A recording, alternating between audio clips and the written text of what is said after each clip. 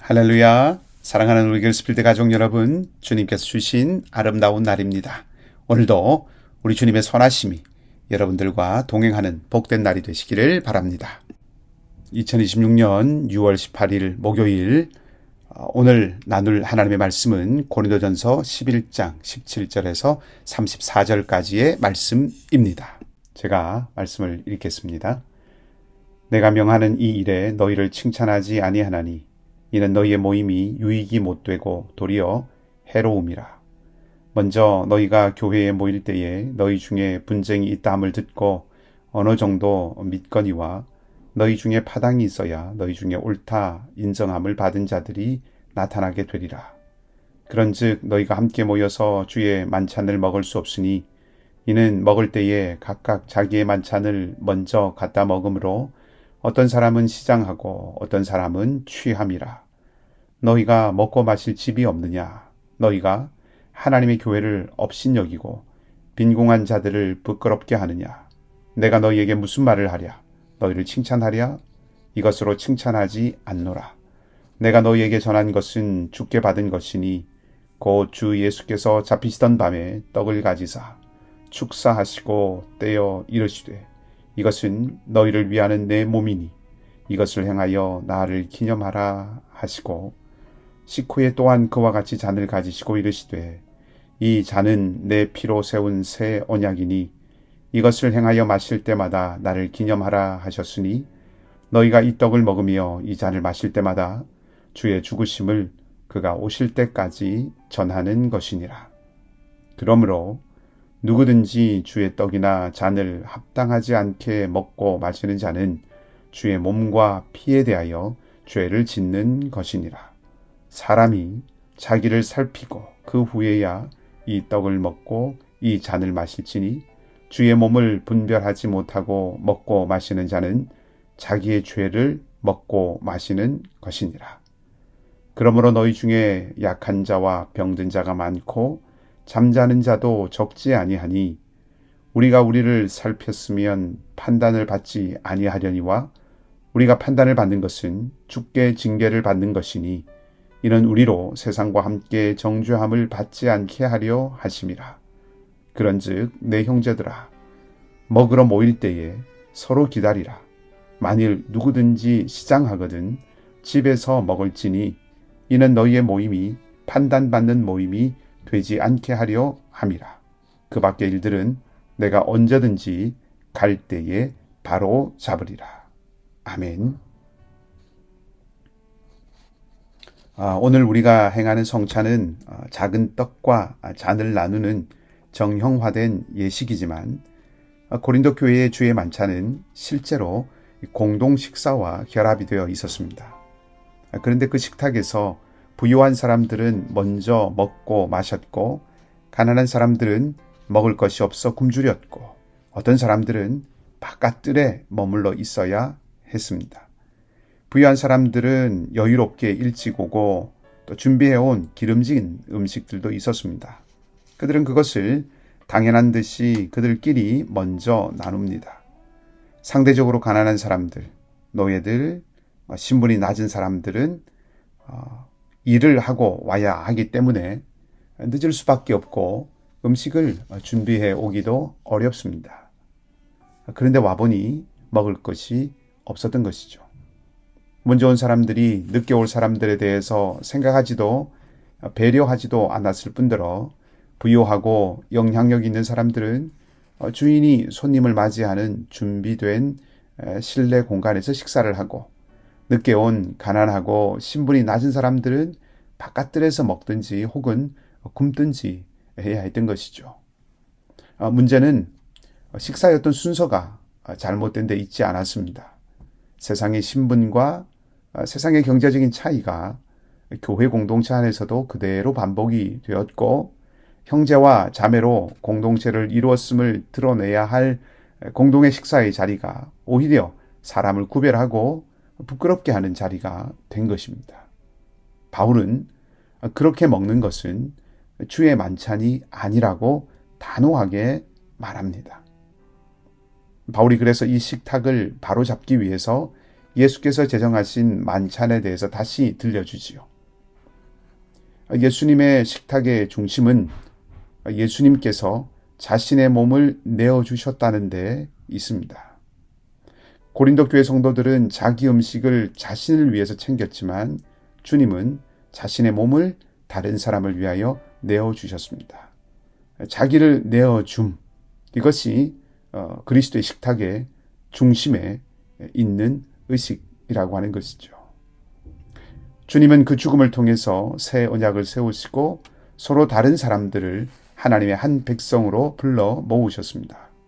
그러므로 떡과 잔을 나누며 주의 죽으심을 기억한다는 것은 우리가 그리스도의 자기 내어주심으로 세워진 새 언약의 공동체임을 고백하는 것입니다. 그것을 기억하고 그런 의미를 드러내야 할 식탁에서 자기만 챙기고 다른 사람을 굶게 하는 것은 단순히 그것이 냉정하거나 무례한 행동이 아니라 자기를 내어주신 그리스도의 죽음이 만들어낸 그 언약 공동체의 일원이라는, 언약 공동체를 이루고 있다고 하는 그 사실을 부정하는 일이 되는 것이고, 결국 주의 떡과 잔을 합당하지 않게 먹고 마시는 일이 되는 것이죠. 그래서 바울은 주의 몸을 분별하라고 말하는 것입니다. 29절에서 주의 몸을 분별하지 못하고 먹고 마신다는 표현은 이것이 주님이 자기를 내어주시면서 세운 공동체, 그 교회임을 자각하지 못하고 먹고 마신다는 뜻입니다. 즉, 공동체 안의 사람들을 그리스도의 몸된 지체로 알아보지 못하고 있다는 거죠. 그리스도의 몸된 지체로 형제된 자로 자매된 자로 대하지 못하고 있다는 것입니다. 바울은 그런 사람을 자기에게 임할 심판을 먹고 마신다고 경고합니다. 자기 죄를 먹고 마신다는 의미는 죄에 대한 심판을 먹고 마신다는 뜻으로 새길 수 있습니다.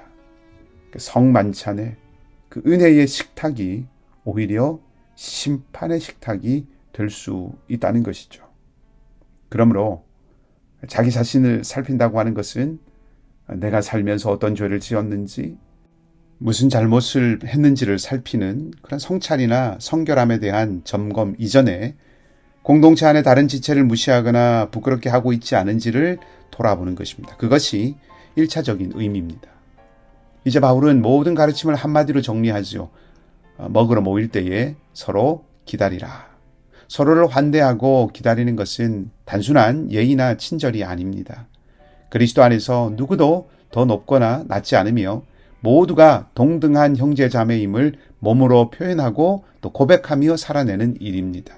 주의 식탁은 바로 그 고백이 실제가 되는 자리인 것이죠. 사랑하는 여러분, 오늘날 교회에는 고린도 교회와 같이 이런 교회 공동체가 모두 함께 모여서 식사하는 이런 식탁은 없을지 모릅니다. 그러나 사람을 나누는 방식은 여전히 남아있을 수 있습니다. 기꺼이 모두와 어울리고 함께 교제하는 것을 이루지 못할 수 있다는 뜻입니다. 형편이 비슷한 사람끼리만 가까이 하고 또 말이 잘 통하는 사람만 반기고 익숙한 사람들끼리 자리를 채우는 동안에 누군가는 늘 주변에 머물 수 있습니다. 신앙생활에 아직 서툰 사람, 우리 공동체에 갓 들어온 사람, 우리 문화와 언어에 익숙하지 않은 사람은 공동체 안에 있으면서도 자신이 외부인처럼 느껴질 수 있습니다. 오늘 우리에게 필요한 것은 거창한 일이 아닐 수 있습니다. 혼자 앉아있는 사람 곁에 앉아보는 것, 처음 온 사람의 이름을 기억하고 말을 건네는 것, 반가운 얼굴로 인사하는 것, 그런 것들이면 됩니다. 환대와 기다림은 선언이 아니죠. 구호가 아닙니다. 주님 안에서 모두가 동등한 형제 자매임을 우리의 삶으로 고백하는 일입니다. 우리 교회는 예배 전에 평화의 인사를 합니다. 어색한 일일 수 있습니다. 성향상 매우 불편한 일이 될 수도 있습니다. 차라리 늦게 가는 것이 낫겠다는 생각을 할 수도 있습니다. 모르는 사람과 억지로 인사하지 않으셔도 괜찮습니다. 구역 식구들을 찾아가시고 가까운 분들 찾아가서 인사해도 됩니다.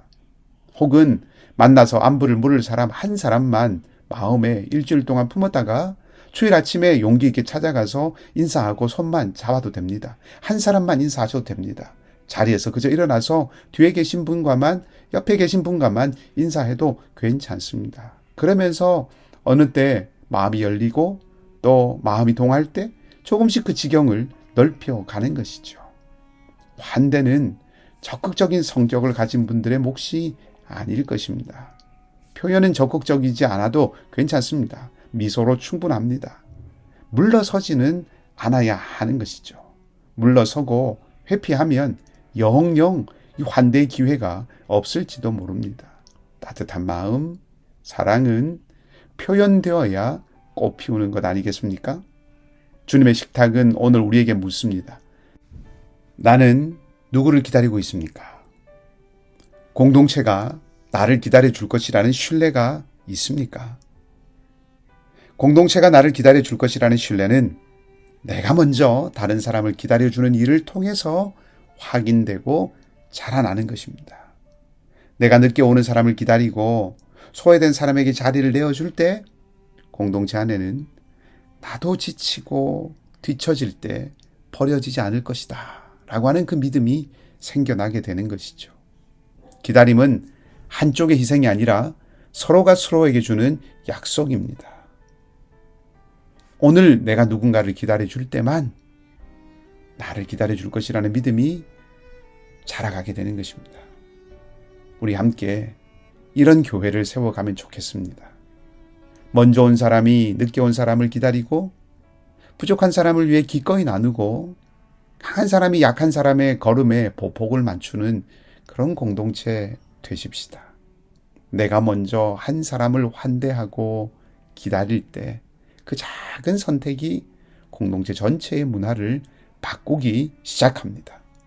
누구도 홀로 남겨지지 않고 누구도 수치스럽게 여겨지지 않으며 서로가 서로를 기다려줄 것이라는 신뢰가 있는 교회가 우리 이글스필드 공동체가 되기를 기도합니다. 그런 공동체가 그리스도 안에서 모두가 한 몸임을 삶으로 고백하고 주의 죽으심을 세상에 선포하는 교회가 될 것입니다. 우리가 자신을 내어주신 주님 안에서 사랑으로 하나 되고 누군가를 기다려주고 또 나를 기다리는 누군가 있음을 생각하고 미소 지을 수 있는 공동체가 되기를 바랍니다. 우리가 함께 이 아름다운 일을 만들어가고 이루어가는 은혜가 있기를 소망합니다. 오늘 하루도 주님의 은총 안에서 여러분 모두 평안하시기를 바랍니다. 함께 기도하겠습니다. 사랑의 하나님, 주께서 떡을 떼시고 잔을 나누신 식탁의 뜻과 의미를 다시 한번 생각하며 겸손하게 주님의 말씀 앞에 우리를 세웁니다. 주님의 죽으심이 사람 살리는 생명의 역사임을 기억하고 우리의 나눔과 우리의 식탁이 생명을 불어넣고 사랑으로 가득한 자리가 되게 하여 주시며 주의 말씀이 우리의 생각을 바르고 우리의 심령을 새롭게 하고 주님의 뜻을 분별하고 붙들고 살아갈 수 있게 하여 주시옵소서. 연약한 우리의 이웃들과 잊혀지기 쉬운 우리 형제들과 자매들을 기억하며 주님 앞에 그 이름들을 올려드려오니 주님이 위로하시고 사랑으로 품어주시며 저희들의 손을 통하여 그리스도의 사랑이 전해지고 나누어지도록 성령 하나님 우리를 붙들어 주시옵소서. 감사를 드리며 좋으신 우리 주님 예수 그리스도의 이름으로 기도하옵나이다. 아멘. 오늘도 소망 가운데 감사가 넘치는 복된 하루가 되시기를 다시 한번 주님의 이름으로 축복합니다.